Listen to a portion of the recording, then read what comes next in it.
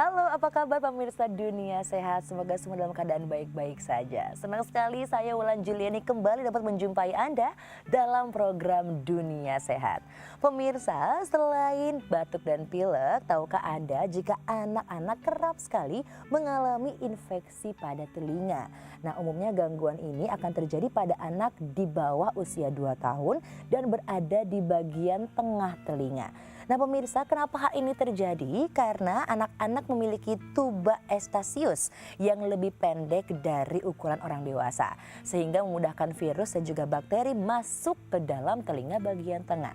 Karena itu Hari Dunia Sehat akan bahas mengenai bahaya infeksi telinga, apa saja faktor yang mempengaruhi dan juga bagaimana cara mencegah serta mengatasinya.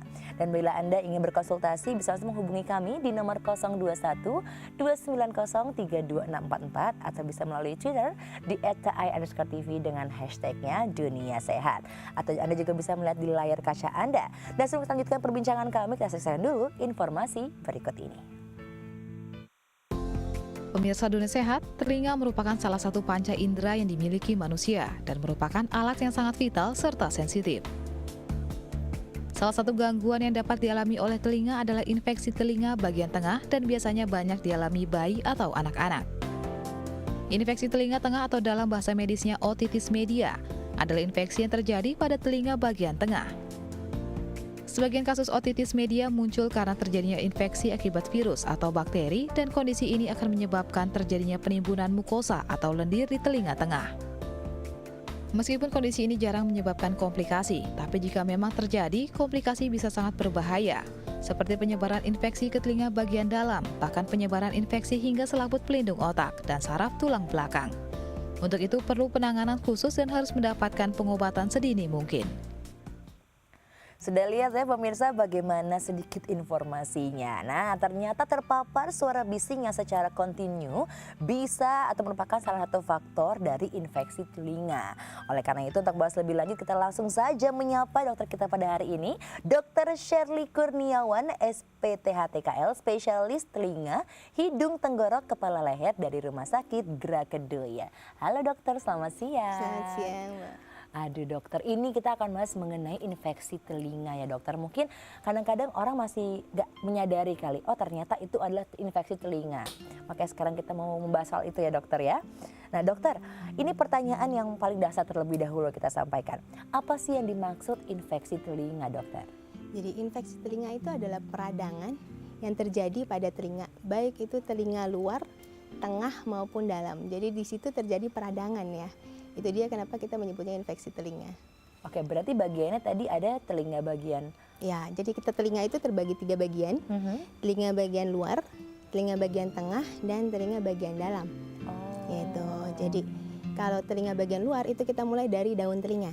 Daun telinga, liang telinga sampai batas gendang telinga. Itu telinga bagian luar. Nah, telinga bagian tengah itu mulai dari gendang telinga sampai foramen ovale atau foramen rotundum. Nah, di balik setelahnya dari itu adalah telinga bagian dalam.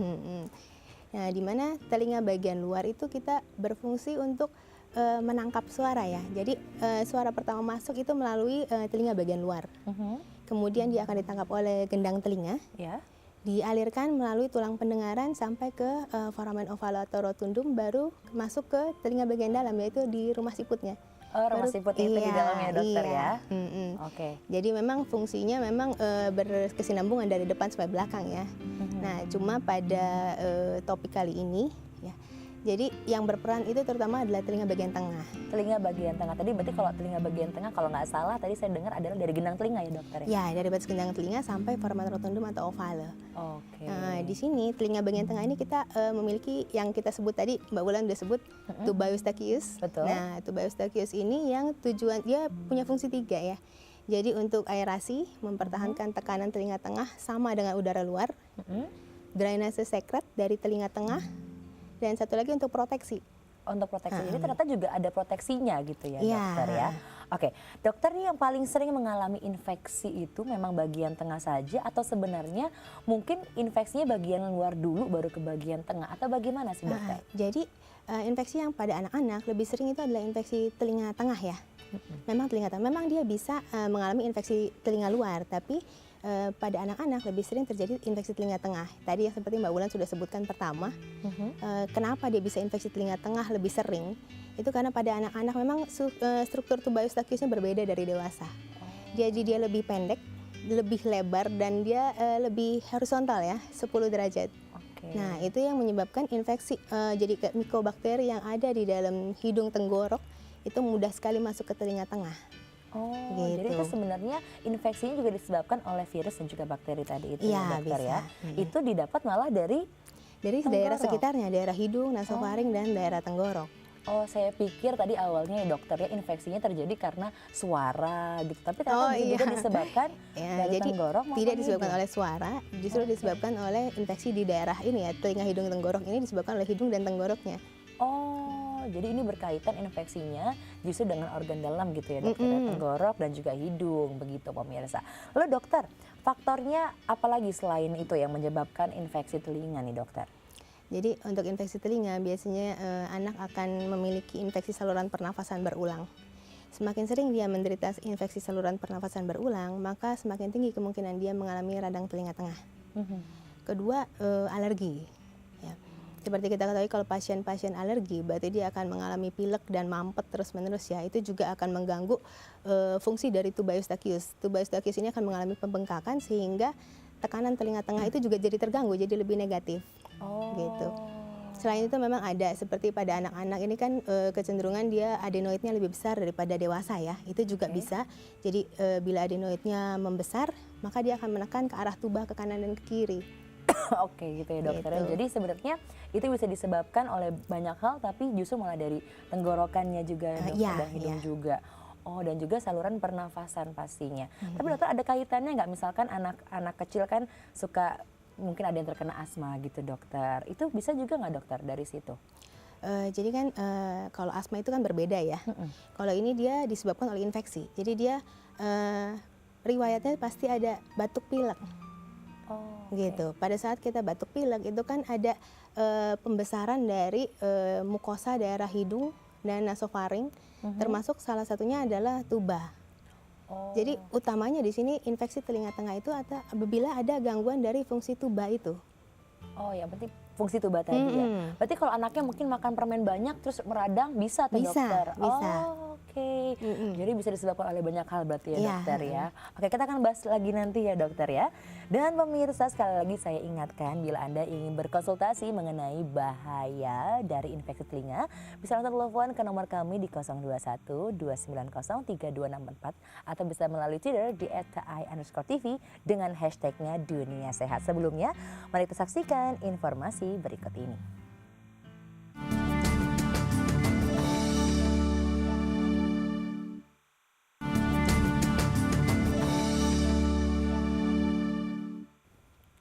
Baik pemirsa, kembali lagi di Dunia Sehat. Dan sekali lagi kami informasikan bila Anda ingin mengetahui atau berbincang mengenai bahaya infeksi telinga, bisa langsung menelpon ke nomor kami di 021 290 32644 atau bisa melalui Twitter di @ki_tv dengan hashtagnya Dunia Sehat. Kita lanjutkan lagi perbincangan dengan Dr. Shirley Kurniawan, SPTH-TKL, spesialis telinga hidung tenggorok kepala leher dari Rumah Sakit Grakedoya. Dokter, kita lanjut lagi nih dokter ya tadi ya. Berarti sebenarnya agak serem ya kalau anak-anak terlalu banyak makan permen ataupun mungkin terlalu banyak. Kalau dari udara bisa nggak dokter? Jadi kalau udara cuaca dingin ya, musim dingin, itu juga bisa menjadi salah satu faktor penyebab infeksi telinga. Karena kalau pada saat cuaca dingin, kita kan mampet ya. Betul, hidungnya mampet. Hidungnya mampet. Nah, mukosa hidung sama mukosa tuba kan sama. Gitu. Jadi pada saat hidung mampet, tuba juga mampet. Nah, dia juga terganggu. Nah, jadi itu bisa menjadi infeksi telinga tengah, itu bisa. Nah, mungkin nih dokter, kalau naik pesawat nih, nah itu bisa juga nggak dokter, tekanan udara seperti itu kan di pesawat, ya kan, ataupun menyelam ke kedalaman gitu, atau mungkin anaknya berenang, itu bisa juga nggak menyebabkan? Sama, tetap bisa. Oh, tetap bisa, ya? Bisa. Dengan prinsip yang sama ya, sumbatan pada tubanya ya. Tadi, yang penting tubanya yang tersumbat dokter ya. Berarti bukan karena suara dan lain-lain, itu salah ya. Berarti karena memang ada gangguan pada saluran tubanya tadi, itu bisa dari tenggorokan dan juga dari hidung gitu ya dokter. Oke dokter, biasanya usia berapa aja sih dokter yang rentan terkena infeksi telinga dan kenapa nih dokter? Biasanya usia sekitar 3 bulan sampai 3 tahun ya. Tapi puncaknya itu mungkin kurang lebih sekitar usia 6 bulan sampai 18 bulan. 6 gitu. sampai 18 bulan. Dia memang pertama karena faktor tubuh yang dari tadi kita sudah bicarakan. Bentuk strukturnya berbeda gitu ya. Yang kedua, pada anak-anak ini sistem imunnya belum berkembang sempurna. Gitu. Terus yang ketiga, adenoid tadi. Adenoid amandel di belakang hidung ya. Amandel di belakang hidung pada anak lebih besar. Daripada dewasa. Seiring usianya itu akan bertambah kecil ya dokter? Atau iya, dia bisa bertambah kecil atau bahkan dia bisa menetap bila infeksinya berulang terus-menerus. Gitu. Tapi kalau seandainya dia tidak, berarti dia akan lama-kelamaan semakin dewasa dia akan bertambah kecil. Tubanya juga lama-kelamaan dia akan menjadi lebih vertikal dan lebih sempit ya, dan lebih panjang. Sehingga menyulitkan bakteri dari daerah hidung tenggorok untuk masuk ke telinga tengah. Telinga tengahnya, oke dokter. Nah, kalau kita membersihkan telinga menggunakan cotton bud nih dokter, kan seringnya kalau udah enak nih, apalagi anak kecil kita nggak tahu gitu ya, lagi itu sampai dalam gitu dokter, misalkan gitu ya, nggak sengaja terkena sampai dalam. Ini apakah juga bisa terjadi infeksi pada telinga dokter? Bisa ya, jadi korek-korek telinga itu memang tidak dianjurkan. Dia akan mendorong bakteri masuk lebih dalam. Pertama, kotoran juga terdorong lebih dalam. Dia bisa melukai liang telinga sehingga bisa memicu infeksi telinga, mulai dari infeksi telinga bagian luar sampai infeksi telinga bagian tengah. Jadi bila dia kita korek terlalu dalam dan dia merobek gendang telinga, otomatis dia akan menyebabkan infeksi telinga bagian tengah gitu ya.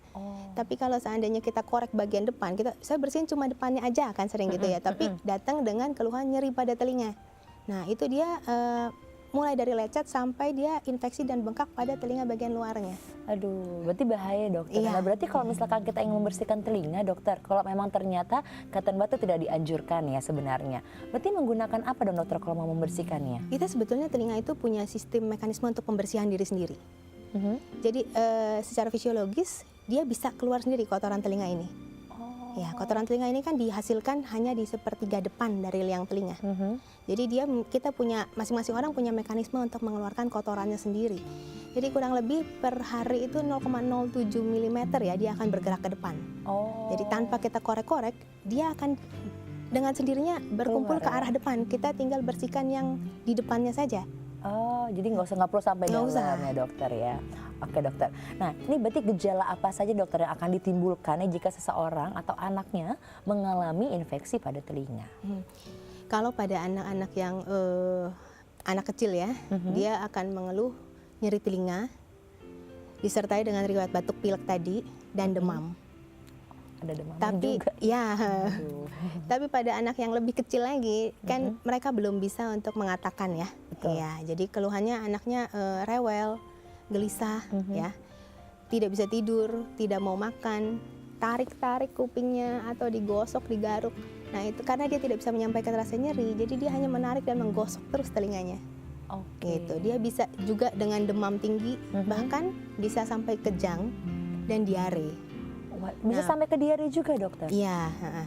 Nah pada akhirnya bila infeksi telinga itu misalnya kita tidak aware ya, istilahnya tidak tahu, dibiarkan, mungkin anaknya rewel karena demam, nanti lama-lama dia akan datang dengan keluhan keluar cairan dari telinga. Barulah ada keluar cairan dari telinga itu ya dokter. Tapi untuk orang dewasa apakah sama dokter gejalanya yang akan ditimbulkan dulu oleh si infeksi telinga ini? Jadi kalau pada orang dewasa dia keluhannya cenderung ke arah nyeri sih pasti. Nyeri telinga pasti, dia mengeluh gangguan pendengaran. Gangguan pendengaran mulai dari pendengaran sangat menurun atau rasa tertutup seperti rasa naik pesawat itu ada. Nah, dan kadang disertai demam juga. Demam itu berarti demam itu memang gejala juga ya dokter ya? Demam pasti itu kan ada ya. Oke, nah dokter tadi kan sempat bilang bahwa gejalanya salah satunya adalah keluar cairan nih dari telinga.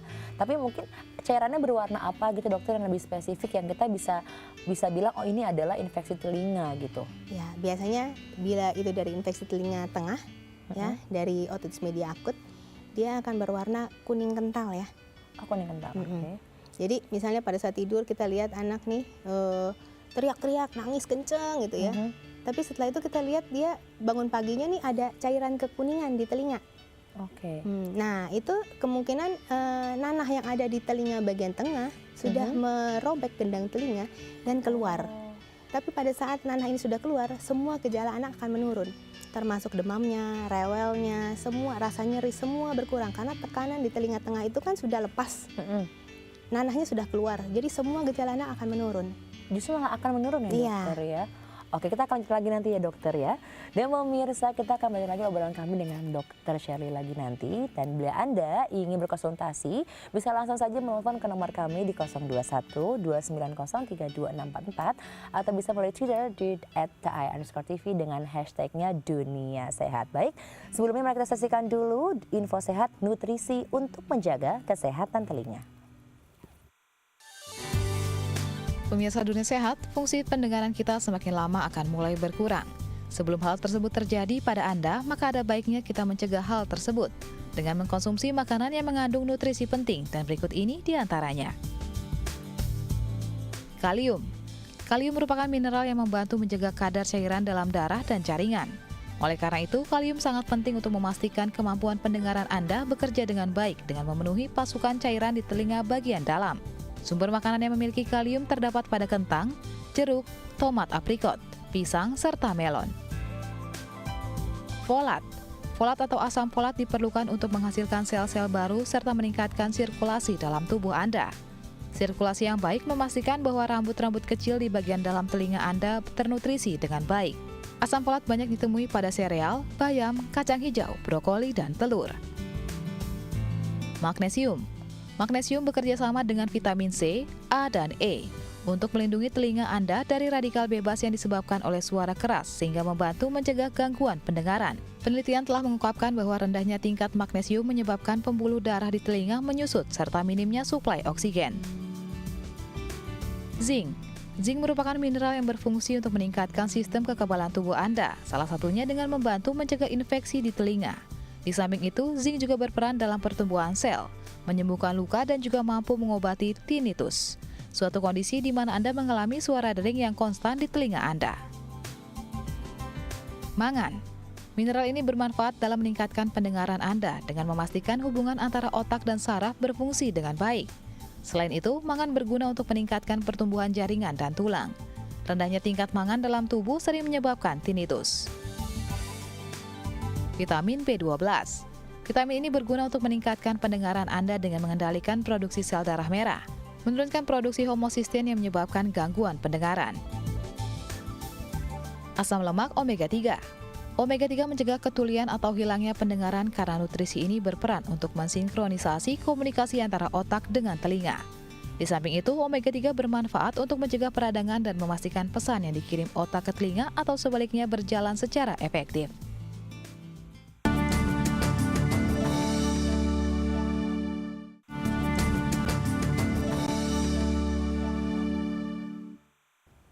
Anda masih menyaksikan Dunia Sehat. Nah pemirsa, sekali lagi saya ingatkan bila Anda ingin berkonsultasi mengenai bahaya infeksi telinga, bisa langsung menghubungi kami di nomor 021 290 32644 atau bisa melalui Twitter di @TI_TV dengan hashtagnya Dunia Sehat. Kita lagi obrolan kami dengan Dr. Shirley Kurniawan, SPTHTKL, spesialis telinga, hidung, tenggorok, kepala leher dari Rumah Sakit Gragadoya.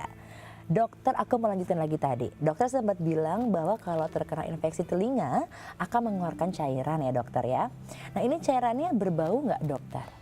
Cairan ini kebanyakan berbau ya, tinggal dia berbaunya menyengat atau tidak gitu. Jadi memang ada baunya. Pasti ada baunya. Nah dan dokter tadi sempat bilang bahwa kalau cairannya sudah keluar nanti gejalanya akan mulai turun tuh ya dokter. Demamnya semuanya akan mulai turun. Itu berarti dia akan jadi sehat kembali dokter atau bagaimana? Bukan, jadi dari otitis media akut dia mempunyai 5 stadium ya. Jadi pertama dari mulai oklusi sumbatan, hiperemi, kemerahan, supurasi yang anaknya teriak-teriak, perforasi yang nanahnya sudah keluar. Nah itu stadium ini semuanya, yang terakhir resolusi ya. Stadium ini semuanya dalam keadaan terinfeksi. Jadi dia membutuhkan penanganan lebih lanjut, butuh terapi. Oh gitu. Iya. Berarti itu bukan sembuh ya dokter ya? Bukan sembuh, hanya mengurangi, tapi itu ternyata masih dalam tahap masih dalam tahap infeksi. Ya? Hanya tekanannya saja yang berkurang. Berbeda. Nah dokter, kalau sudah muncul gejala tadi dokter, hal pertama apa nih yang harus orang tuanya lakukan? Pasti langsung ke dokter. diperiksakan telinganya. Oke, jadi langsung harus dibawa ke dokter ya dokter? Apa Iya. harus diperiksanya berarti hanya telinga aja atau harus diperiksa dulu tadi tenggorokannya? Jadi diperiksa hidungnya? semua. Kalau kita THT itu memeriksa semua. Jadi karena telinga, hidung, tenggorok itu saling terkait. Infeksi pada telinga, kita harus cek lagi hidungnya bagaimana, tenggoroknya bagaimana, kita cari fokus infeksinya di mana. Oh, gitu. Oke. Karena belum tentu itu di telinga tadi ya dokter. Iya, Bisa saja iya. misalkan di infeksinya di tenggorokan, berarti tenggorokannya dulu yang diobati. Iya. Oke dokter. Nah dokter, kalau nggak segera ditangani gitu ya dokter ya, si komplikasinya tadi misalkan, apa yang akan terjadi nih dokter? Jadi komplikasi dari otitis media akut itu ada yang intratemporal, ada yang intrakranial. Jadi intratemporal itu seperti dia mastoiditis, ya, bengkak pada belakang telinga, ya, nyeri. Lalu kemudian dia bisa juga gangguan keseimbangan, bisa juga gangguan pada saraf wajah. Nah itu bagian yang intratemporal tadi. Bagian yang intrakranial itu bisa mulai dari meningitis sampai ke abses otak. Nah itu pun bisa terjadi dari infeksi telinga. Oh, berarti bukan cukup lagi dokter ya, berbahaya ya dokter Iya, bila ya, kalau dibiarkan sudah memang terkena akan infeksi berbahaya. telinga. Oke dokter, kita ternyata sudah ada penelpon, kita angkat dulu ya. Halo, dengan siapa di mana? Halo. Ya, halo Bu. Halo. Iya ibu, dengan siapa? Ibu di mana? Ini dengan Ibu Santi dari Jakarta. Oke Ibu Santi, langsung saja pertanyaannya Bu. Pertanyaannya gini dok ya. Saya punya anak sekitar umur 7 tahun. Nah pertamanya itu sampai sekarang dia nggak bisa dengar. Pertamanya dia suka anak-anak itu pada teriak di telinganya dia gitu loh dok. Terus sampai sekarang itu nggak dengar kalau misalnya saya ajak bicara di sebelah kiri, telinga sebelah kirinya gitu loh. Oke, dokter ada yang mau ditanyakan? Terus gimana caranya supaya pengobatannya gitu loh dok? Iya. Bu, sebelumnya saya tanya Bu, ini tidak bisa mendengarnya sudah dari lahir atau baru? Itu baru dok. Dari Atau- lahir dia oke-oke aja sih itu orang saya kalau panggil dia suka, kalau misalnya saya berisikin gitu ya, saya mau bisik-bisik sama dia pasti kasih telinga yang dia dengerin gitu, istilahnya yang telinga yang masih normal gitu loh dok. Kalau yang sebelah kiri tuh kalau misalnya saya mau kasih yang ini aja mah yang denger, dia bilang begitu sama saya gitu loh. Itu berarti dari kecil ya? Ya kira-kira umur 5 tahun dah yang nggak begitu denger dia. Ya. Jadi Ada untuk lagi, dokter? gangguan, ya mungkin itu dulu sebentar. Itu dulu ya, baik. Kita langsung jawab ya Bu Santi. Jadi kalau untuk pendengaran yang terganggu, karena telinga anaknya ibunya tadi kan sebelahnya masih normal ya. Betul. Jadi biasanya tidak terlalu ada keluhan dari anak. Kecuali kalau keduanya ada gangguan, biasanya terdeteksi dini. Istilahnya anaknya kan akan terlambat bicara kalau tidak bisa mendengar sama sekali. Tapi kalau tidak mendengarnya hanya satu sisi, biasanya anaknya komunikasi masih bisa. Gitu. Biasanya orang tua juga kurang terlalu menyadari ya kalau ini gangguan pendengarannya mulai dari lahir atau bukan. Jadi sebenarnya itu kan harus dilakukan pemeriksaan pendengaran dulu pada anak. Ya memang harusnya kalau untuk tes pemeriksaan pendengaran itu dari baru lahir itu sudah dilakukan screening untuk pemeriksaan pendengaran. Dari baru lahir ya Iya. dokter berarti ya? Itu bisa, tapi bisa juga mungkin sebelumnya ada infeksi telinga. Oh bisa dokter? Infeksi telinga yang mengenai sampai ke telinga bagian tengah atau telinga bagian dalam, itu kan juga bisa menyebabkan penurunan pendengaran. Tapi penurunan pendengaran di sini apakah anak ibu tadi pendengarannya total tidak mendengar atau hanya menurun, itu kita butuh tes pendengaran lebih lanjut. Harus dites pendengaran Iya. buat Ibu Santi ya. Tapi dokter tadi Ibu Santi sempat juga bilang bahwa anaknya suka diteriaki ya kupingnya sama teman-temannya gitu. Apa karena itu juga dokter sehingga bisa menurun pendengarannya? Kalau diteriaki mungkin karena anaknya sendiri mungkin kurang terlalu menangkap ya pada saat temannya ngomong sehingga teman-temannya harus berteriak. Betul. Gitu memang bisa dari suara kencang tapi harus kencang sekali ya untuk gendang telinganya bisa pecah. Oke. Gitu. Tapi kalau hanya untuk teriak biasanya sih nggak terlalu ya. Oke, baik, berarti Ibu Santi diharapkan langsung bisa mengecek anaknya ke dokter ya untuk pemeriksaan Pemeriksaan pendengaran dulu. pendengaran Untuk terlebih dilihat dahulu. apakah memang dia menurun atau sebenarnya dia normal tapi dia hanya konsentrasinya saja yang kurang. Yang kurang ya. Oke, baik dokter. Nah, dokter, kalau kita terjadi infeksi pada telinga, let's say sebagian sebelah kiri, ini akan menular nggak dokter ke sebelah kanan? Enggak ya. sebenarnya sih tidak menular. Tapi infeksi telinga ini kan terjadi karena infeksi saluran pernapasan atas. Nah, jadi infeksi saluran pernapasan atas itu kan berarti pilek, seperti pilek, batuk. Dia bisa mengenai kedua tuba. Tuba ini kan adanya di bagian belakang telinga kanan kiri. Jadi pada saat hidung bengkak keseluruhan, keduanya bisa ikut bengkak.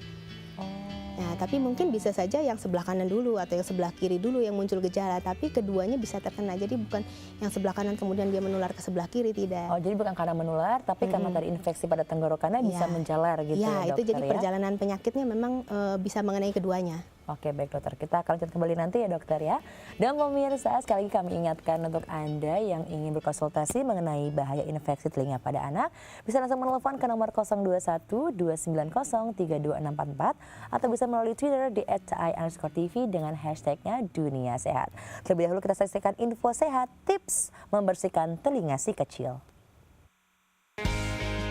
Pemirsa, mungkin selama ini Anda merasa takut untuk membersihkan telinga anak Anda. Jangan khawatir, selama Anda tahu cara melakukannya dengan benar, telinga si kecil dijamin akan bersih serta tidak akan mengganggu pendengarannya. Dan berikut ini tips membersihkan telinga si kecil. Bersihkan bagian luar telinga. Usahakan sehabis mandi bersihkan telinga anak Anda pada bagian luar dengan tisu kering. Cukup dengan mengelap telinga bagian luar saja. Alihkan perhatiannya. Senandungkan lagu-lagu lembut dan ajak si kecil bercakap-cakap atau bercerita, agar kegiatan membersihkan telinga lebih menyenangkan.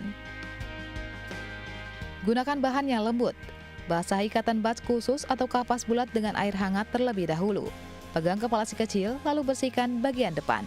Lakukan dalam daun telinga dan belakang daun telinganya dengan hati-hati. Lakukan hal yang sama untuk telinga yang lainnya. Setelah selesai, keringkan telinga si kecil dengan handuk atau kain yang lembut. Hindari penggunaan cairan kimia. Untuk membersihkan telinga bayi, hindari pemakaian penggunaan cairan kimia seperti baby oil atau minyak telon. Karena kadang-kadang hal tersebut dapat menimbulkan iritasi atau membuat kulit tambah berminyak. Jangan mengorek telinga. Jangan membersihkan telinga dengan cara mengoreknya, baik dengan menggunakan cotton bud ataupun benda lain.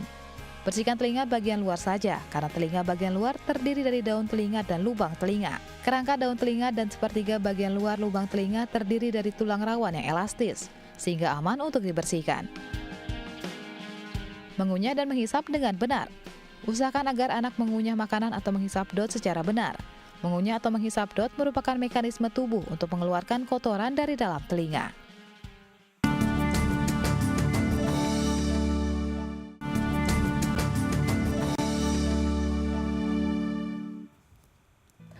Baik pemirsa, kembali lagi di Dunia Sehat, dan bagi Anda yang ingin berkonsultasi tentang bahaya pada infeksi telinga, bisa langsung menelpon kami di nomor 021 290 32644 atau bisa melalui Twitter di @cai_tv dengan hashtagnya Dunia Sehat.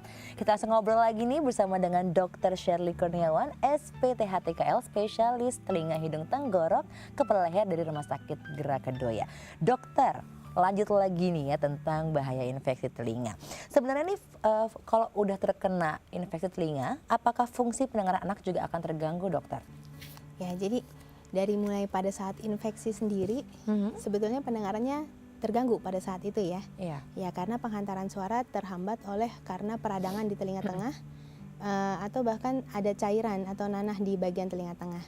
Okay. Tapi setelah kita obati, diberikan antibiotik, diterapi dengan adekuat lah ya, sampai dia sembuh, tidak ada peradangan lagi, gendang telinga akan ada kemungkinan untuk menutup. Gitu. Jadi pendengaran akan kembali seperti normal. Ya. Tapi sudah ada ini ya dokter, ada penanganannya dulu ya pastinya dokter ya. Harus diobati secepatnya sebelum mengenai organ lain. Oke, berarti pengobatannya seperti apa aja sih dokter kalau boleh disebutkan gitu? Jadi pengobatannya itu bisa dengan pertama antibiotik, ya. Kemudian dikasih dekongestan. Dekongestan ini untuk membuka tubanya, sehingga tekanan telinga tengah akan kembali normal. Nah, dekongestan ini bisa diberikan topikal atau diberikan secara sistemik. Nah, kemudian bila cairan sudah keluar, nanah sudah keluar, kita berikan cuci telinga. Cuci telinga, diberikan cuci telinga sampai dia bersih, sampai dia kering.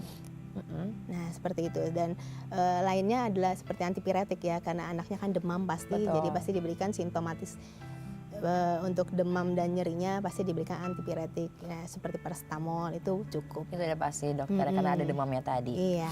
Nah dokter, tante sudah ada penelpon kembali, kita sapa lagi. Halo, dengan siapa di mana? Halo, selamat pagi Ibu. Selamat pagi, Pagi, Bu. Ini saya Ibu Katarina dari Pondok Gede. Iya, Ibu Katrina dari Pondok Gede. Saya punya anak perempuan umur 15. Telinganya sering berdenging. Kemudian saya bawa ke dokter itu THT sama dokternya dibersihin pakai alat itu ya Bu ya. Disuruh kontrol 6 bulan lagi. Anak saya ini nggak mau dibawa ke sana. Katanya mah takut dibersihin, katanya gitu. Jadi gimana saya harus bersikap ya? Membawa anaknya susah dibawa ke dokter. Selama ini paling dia bersihin pakai cotton bud, sama telinganya dia tutup terus dia keluarin lagi gitu. Oke, Dok, dokter, ada gimana, mau ditanya Dok? dokter? Kenapa? Setelah telinganya dibersihkan, apakah masih berdenging, Bu? Setelah telinganya dibersihkan ya enggak, tapi udah enggak dibawa ke dokter lagi, sering berdenging juga dia bilang mah berdenging juga gitu katanya. Iya, karena ini ya Kita jawab, kotorannya cukup nih, masih dokter? ada ya. Tapi Iya. untuk nyeri tidak ada ya, Bu ya? Tidak. Pendengaran, Bu, ada penurunan? Penurunan paling kalau orang ngomong dia agak kurang dengar gitu. Oke. Tapi pada saat setelah dibersihkan, riwayat yang dulu setelah dibersihkan, apakah pendengarannya kembali normal? Waktu habis dibersihin itu bisa dengar sih telinganya. oke. Cuman cuma sebelah kanan kalau nggak salah yang ada infeksinya. Oh, Baik, kita langsung jawab ya dokter ya. Iya. Baik, Iya. terima kasih Bu Katrina. Bagaimana nih dokter? iya. Takut ke dokter, saya juga termasuk takut ke dokter. Dokter. Jadi seperti yang awal saya bilang, kotoran telinga itu normal. Dia normal karena dia memang dihasilkan untuk ada fungsinya ya, untuk proteksi telinga kita. Justru untuk memproteksi. Iya, dia untuk memproteksi, untuk jadi menjaga kelembapan liang telinga. Aha. Nah itu memang secara normal diproduksi. Oke. Gitu. Pertama memang tidak boleh dikorek. Dia akan mendorong bakteri masuk, kotoran terdorong masuk, sehingga jadi menumpuk di dalam perlahan demi perlahan, ini ya sedikit demi sedikit ya menumpuk ya. Nah itu baru dia akan menyebabkan gangguan pendengaran dan mungkin berdenging seperti keluhan ibu tadi. Oh. Nah tapi bila tidak dikorek-korek, jadi kita biarkan saja dia jalan ke depan, kita bersihkan hanya depannya saja, biasanya dia tidak akan menumpuk sampai penuh. Gitu. Memang kita harus cek rutin, setiap 6 bulan tuh harus dicek. Setiap 6 bulan Setiap memang 6 harus bulan dicek sekali ya, kita dokter. harus cek. Tapi dokter berarti tadi itu berdenging karena memang dia terkena infeksi telinga atau justru karena dia terlalu sering mengorek-ngorek telinganya atau bagaimana nih dokter? Jadi berdenging bisa karena infeksi bisa. Aha, Tapi kalau dari kasus ibu yang tadi, ini kan setelah dibersihkan kotoran telinganya dia hilang. betul. Berarti dia ada gangguan penghantaran suara sehingga menyebabkan bunyi tambahan, bunyi berdenging. Oke. Gitu. Jadi berdenging di kasus yang ibu tadi itu karena adanya kotoran telinga ya. Karena untuk nyeri kan tidak ada. Nah, sedangkan kalau infeksi telinga luar, keluhan pasien terutama adalah nyeri. Oh, harus Terutama ada nyerinya ya karena dokter ya. dia pada saat ditarik atau ditekan, dia pasti akan ada rasa nyeri. Gitu. Tapi kalau tidak, berarti kemungkinannya hanya karena sumbatan dari kotoran telinga tadi. Oke dokter. Mungkin harus diberikan pengertian pada anaknya. Oke, Mungkin- berarti tetap harus intinya Iya. anaknya harus tetap diajak ke dokter ya Ibu Katrina ya. Iya, Karena jadi- mungkin itu bisa saja infeksi ya dokter ya pada telinga luar gitu ya. Bisa, kalau dia ada rasa nyeri bisa. Oke. Tapi kalau karena kotoran telinga atau serumen, biasanya dia tidak nyeri kecuali dia menekan penuh sekali sampai menekan ke liang telinga, dia akan menimbulkan rasa nyeri juga. Oke, baik dokter. Oke, dokter kita ada penelpon kembali. Iya. Kita angkat lagi. Halo, dengan siapa di mana? Halo, Halo, dengan Ibu siapa di mana? dari Ibu Soraya dari Makassar, Mbak. Baik Ibu Soraya. Ya, ini kan saya punya anak usia 8 bulan. Dari sejak lahir dia berlendir, Mbak. Terus gejalanya itu pilek. Sudah berapa kali saya bawa ke dokter, pileknya dengan lendirnya itu belum sembuh. Dan akhir-akhir ini saya periksa telinganya, banyak keluarkan cairan kotoran kuning dengan tebal, Mbak. Itu apa berpengaruh karena pileknya itu berpengaruh ke telinga? Oke. Bisa ya Bu ya? Dokter ada yang mau tanyakan dulu? Sebelumnya sudah pernah diobati dan kontrol rutin belum Bu ke dokter? Kalau saya kontrol dokter anak, dok, Mungkin Ibu spesialis anak. Cuma katakan itu faktor virus flu. Saya belum pernah kontrol ke dokter telinga. Oke, baik, cukup ya dok ya, kita jawab ya. Baik, terima kasih Bu, kita coba jawab. Dokter, ini kayaknya tadi kalau saya dengar ini ada semua yang dokter bilang ya, bahwa tadi flu sampai berlendir ya, udah gitu mengeluarkan juga cairan telinga kuning dan berbau. Berarti ini infeksi telinga ya dokter? Iya, jadi pilek berkepanjangan seperti yang tadi dibilang, infeksi saluran pernafasan atas yang berulang itu akan meningkatkan kejadian oma pada anak, gitu. Jadi pada intinya pileknya ini kita harus atasi. Kita cari apakah pileknya ini karena alergi, karena kan berkepanjangan terus-terusan. Betul. Gitu. Apakah karena alergi, itu harus diatasi juga. Dan mungkin ibunya perlu ke dokter ini ya, untuk pemeriksaan pendengaran ke dokter THT, karena kan sudah keluar cairan, keluar nanah. Jadi mungkin bisa dilihat apakah itu infeksinya telinga tengah, atau itu infeksinya telinga luar, ya, itu bisa. Jadi kita harus lihat dulu gendang telinganya kondisinya seperti apa. Oke, berarti dokter tadi kan ibunya sudah ke dokter anak ya, tapi dokter anaknya bilang tadi kalau nggak salah ada virus kata dokter anaknya, tapi mungkin agar lebih pasti lagi untuk berkonsultasi ke dokter THT. Ya, karena infeksi virus itu sendiri juga bisa menyebabkan infeksi saluran infeksi telinga tengah ya. Telinga tengah, betul. Jadi dari infeksi virus dia akan mengkondisikan mukosanya sedemikian sehingga dia mudah untuk bakteri overlapping infeksi. Oke. Gitu, dan menyebabkan nanah juga di telinga bagian tengah. Aduh, kasihan tadi baru umur 8 bulan juga ya Ibu ya. Jadi mungkin bisa langsung ditindaklanjuti dengan berkonsultasi ke dokter THT. Iya. Kita nanti lagi ya dokter ya. Dan pemirsa, sekali lagi saya ingatkan bila Anda ingin berkonsultasi tentang bahaya infeksi telinga, bisa langsung menelpon ke nomor 021 290 32644 atau bisa melalui Twitter di @cai_tv dengan hashtagnya Dunia Sehat. Terlebih dahulu, kita akan memberikan tips kesehatan yaitu gejala infeksi telinga pada anak. Tips kesehatan gejala infeksi telinga pada anak. Demam, sakit telinga, merasa tidak enak badan, merasa kelelahan, sedikit kehilangan indera pendengaran, keluar cairan dari dalam telinga.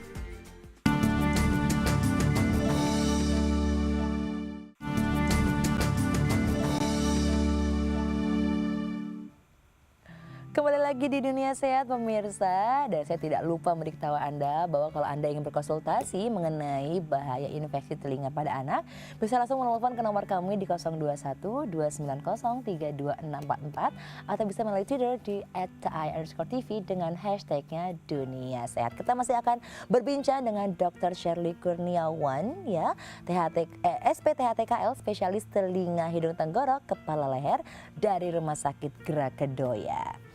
Oke, dokter, ini sebenarnya kalau membicarakan mengenai pembersihan telinga tadi kan kalau dokter bilang jangan menggunakan cotton bud karena dia akan keluar dengan sendirinya.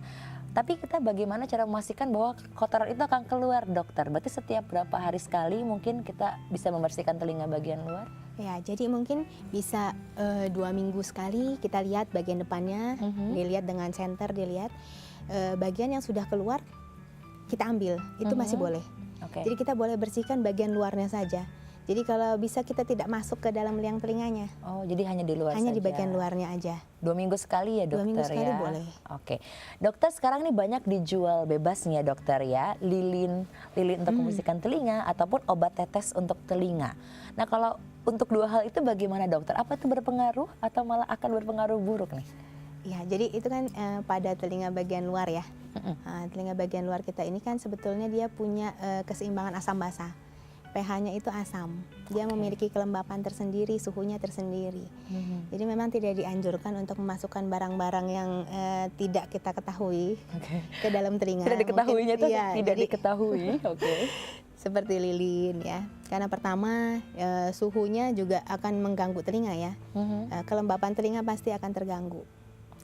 Keasaman telinga juga akan terganggu. Nah, terus kemudian dia lama-lama misalnya kita alergi ya, alergi terhadap bahan tersebut, dia akan menimbulkan gatal. Terus kita korek, setelah kita korek baru menimbulkan infeksi. Dia jadi lecet, luka. Nah, jadi atau kelembapan terganggu. Terus pH-nya dari asam dia menjadi basa. dia menimbulkan kemungkinan untuk terjadinya jamur pada telinga. Oh gitu dokter. Ya, jadi memang sebaiknya tidak direkomendasikan untuk memasukkan bahan-bahan seperti itu ya ke dalam telinga, karena memang dibiarkan alami lah. Baik. Kecuali misalnya kotoran telinganya terlalu keras, kita berikan pelunak kotoran telinga supaya bisa keluar. Dan itu harus dengan anjuran dokter pastinya ya. Ya. Jadi pemirsa yang suka menggunakan lilin untuk membersihkan telinga maupun obat tetes untuk telinga juga jangan kalau bukan anjuran dari dokter, Ya. karena akan berbahaya untuk telinga. Ya. Oke dokter, kita ada penelpon kembali nih dokter. Halo, dengan siapa di mana? Halo, Ya Ibu, dengan Ibu siapa di mana? Ibu Okta di Cilengsi. Oke Ibu Okta, langsung dengan pertanyaannya. Ya, dok, ini saya 3 tahun yang lalu nih dok, udah pernah didiagnosa rhinosinusitis. Ya.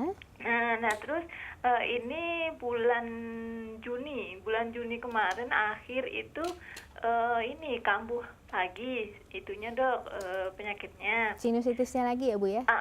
Nah terus itu kan udah terus sudah ke dokter, terus akhirnya sembuh. Nah terus awal akhir bulan Juli kemarin sampai sekarang berarti lebih kurang udah 2 minggu lah ya dok ya. Nah itu kambuh lagi dok. Nah udah ke dokter sih dok. Nah itu tuh apa tuh namanya tuh dianjurkan untuk diatermi. Nah bulan kemarin yang waktu kambuh itu kan juga di diatermi. Nah sekarang dianjurkan diatermi lagi. Nah itu nanti efeknya apa ya dok untuk diatermi itu gitu.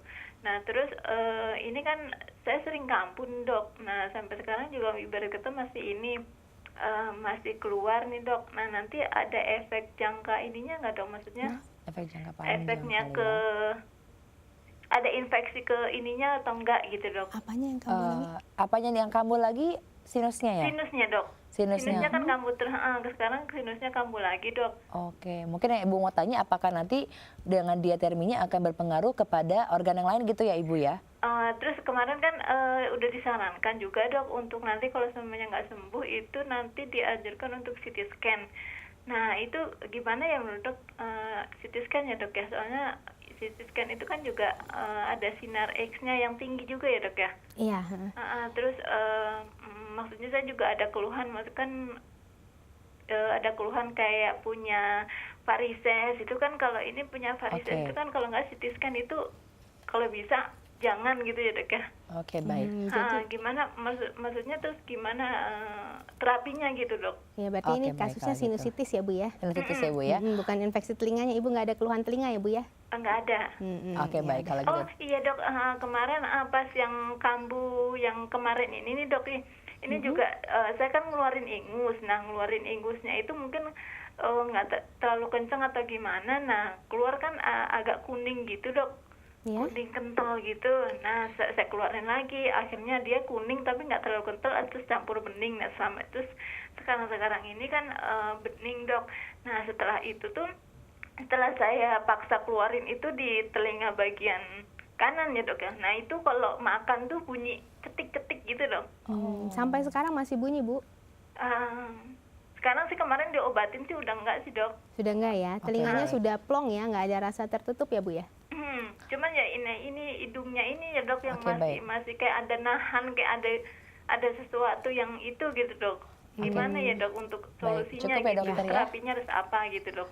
Ya, Kita ya. akan langsung coba jawab ya Ibu. Nah ini dokter, pertama sinusitisnya dulu dokter, apa akan berbahaya karena sampai disuruh CT scan juga. Lalu apakah akan berbahaya dengan organ lainnya juga dokter ya. Iya. Dan yang kedua adalah ketika mengeluarkan ingus, mungkin terlalu kencang kali dokter itu akan berbunyi cetik-cetik tadi gitu dokter. Walaupun mungkin belum ada hubungannya dengan infeksi telinga, tapi nggak apa-apa dokter, kita coba Ya. jawab ya. Jadi rhinosinusitis ibunya kan sudah berulang beberapa kali ya.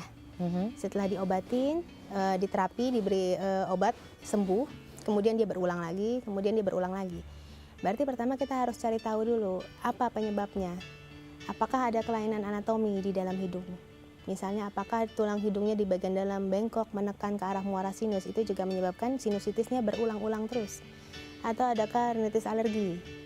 Nah, alerginya ini misalnya ada, apakah dia terkontrol atau tidak?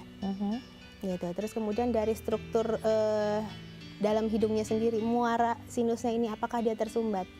Gitu. Jadi karena ibunya sudah keluhannya berulang-ulang muncul, Jadi memang ada baiknya kita lihat CT scan ya. CT scan apakah ada kelainan.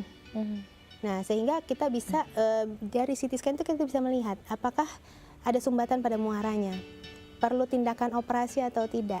Karena ini kan berarti berulangnya sering. Berarti seringnya dokter, kan tadi udah sampai hampir 2 kali juga mau dites juga tadi ya. Iya, kalau untuk diatermi dia memang kan hanya untuk ini ya, memanaskan, dia melancarkan aliran darahnya. Itu sih masih nggak apa-apa ya.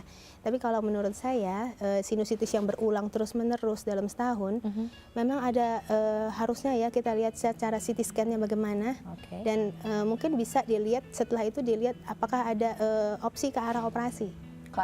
Untuk melonggarkan muara keluar sinusnya. Sehingga lebih lebar, drainase sekret dari rongga sinus juga bisa jadi lebih lancar ya. Oh, jadi bisa nggak apa-apa mengasih CT scan ya dokter ya? Iya, karena ini kan memang perlu ya kalau kayak gini ya. Betul. Nah dokter, lalu kalau dia mengeluarkan ingus, apa itu karena terlalu kencang dokter menyebabkan bunyi tersebut? Apakah itu termasuk infeksi telinga? Atau bagaimana dokter? Jadi mengeluarkan ingus terlalu kencang itu dia bisa mendorong kuman atau bakterinya masuk ke dalam telinga. Bisa saja menjadi infeksi telinga, tapi belum tentu pada saat itu ibunya mengalami infeksi telinga. Bisa saja dia hanya tuba oklusi, jadi sumbatan saja pada tubanya. Karena kan pilek, rhinosinusitis, pasti ada kongesti mukosa, tebal, menebal dan menutup. Baik, dokter. Itu bisa, tapi belum tentu infeksi. Oke, baik. Terima kasih sekali ya dokter ya atas waktunya. Jawabannya semuanya lengkap dokter pastinya. Dan pemirsa, mohon maaf nih kami tidak bisa mengangkat semua telepon dari Anda, tapi semoga informasi tadi mengenai infeksi pada telinga bisa bermanfaat untuk Anda.